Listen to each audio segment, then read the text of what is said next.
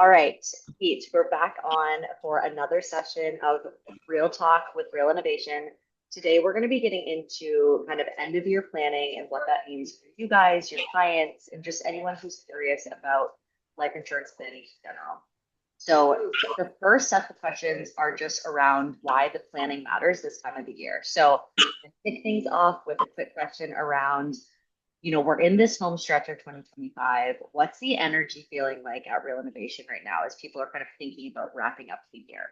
I'll give a seasonally appropriate initial one-word answer. The word would be thankful. I really feel across the whole team, leadership team, just really more thankful than ever with all that's going on in the world to, have a wonderful service to take pride in doing. So thankful would be the word.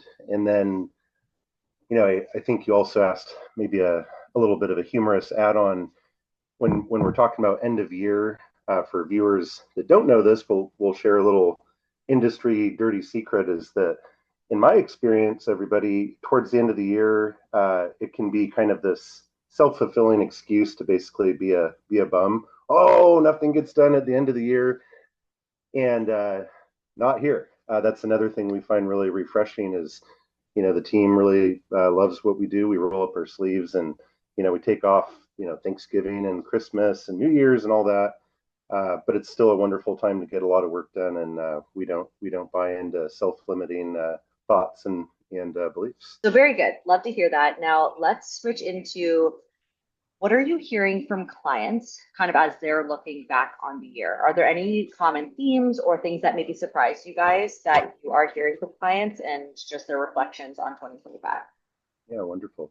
Uh, Pleased to report, maybe two patterns or common themes we're hearing from clients is same too. It's really that it's often far less expensive than they'd feared.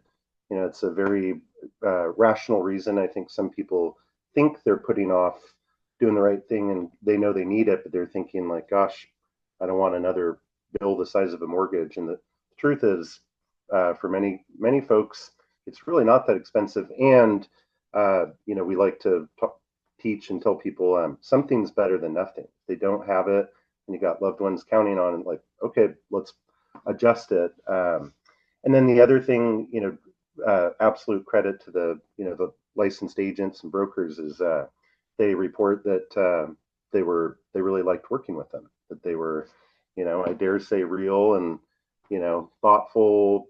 We try to listen as much as we speak, and even I dare say funny. I'm not too funny in my old age, but real fun-loving agent group that really does care about everybody we serve, and clients, I think, feel the difference.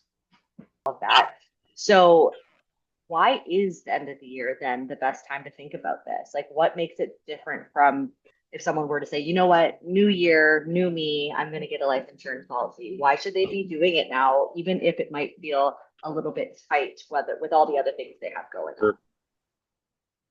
I'll be the first to admit that this will sound cliche, but a lot of true things do is it's always the right time to not to be too heavy on it, but really to do the right thing, And so lots of thoughts there on that question. Like one would be too is just as we're not promised tomorrow of waking up alive, we shouldn't assume.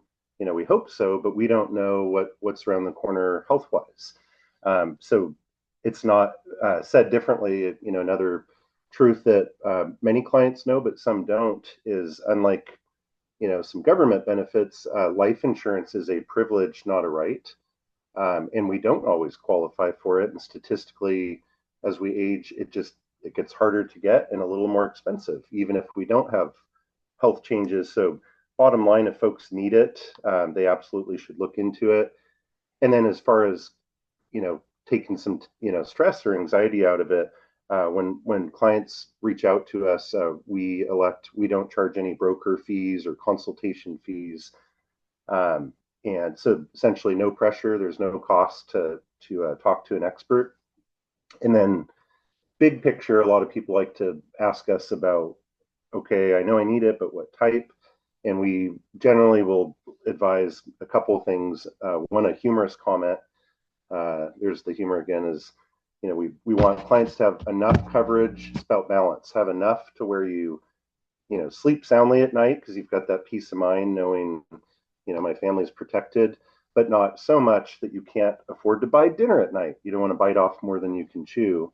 And then as far as what products to look into at the end of the year for the audience, generally speaking, if folks have still a mortgage and or minor dependent children, we're often going to be advising typically a term life insurance because it'll let you get a larger benefit amount for less of those Starbucks coffees.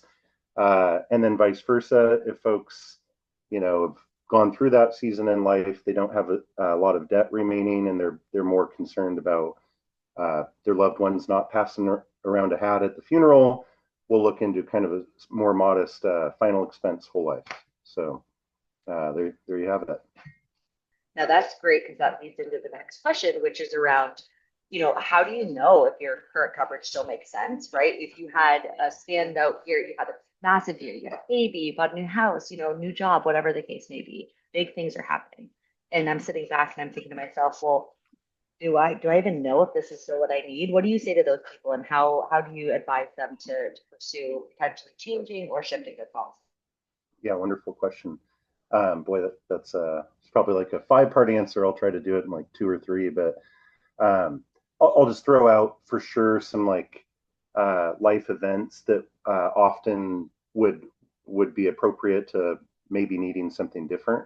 How about one would be positive health changes, like maybe somebody got a policy a couple years ago, and at that time or since then they've lost some weight, maybe they quit smoking, and fill in the blank, but they're essentially have really drastically improved their health. That right there warrants certainly at least price shopping to see, okay, you might actually be able to now pick up more coverage for less and drop the other one or add to it. So that would be one. And then certainly another one that would almost always warrant looking into potentially getting more. I think in a prior video, I've referred to it as like the good first world problems. So, for example, the client got married, they welcomed, they and their spouse another child to the world. Or how about step up in income actually? Because for many people, life insurance really should be thought of as income insurance. So, especially if the spouse or kids are very dependent on that income. So let's say they got a promotion, got a new job that doubled their salary, and they were kind of skimping on insurance before. It might be a really good time to look at adding again maybe a term plan, and we could adjust the price lower, like a shorter term, like a 10-year price guarantee will get the price a lot lower. So those are all really good reasons to check into it. And then the one that's like at the heart of why we exist and do this is, sadly, give or take, half the country still has no life insurance or really not enough. So people watching this video, if that's you, we love you too, and you should hit us up online or give us a call. We'd be happy to tell you our opinion, and we really do try to follow the golden rule. We will just, what comes to mind on that for the audience is, sure, we want to make sales if it's appropriate, but doing the right thing is kind of what we're ultimately all about.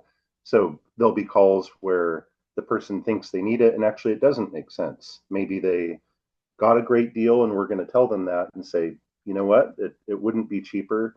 But for many folks that don't have it or not enough, at least check into it.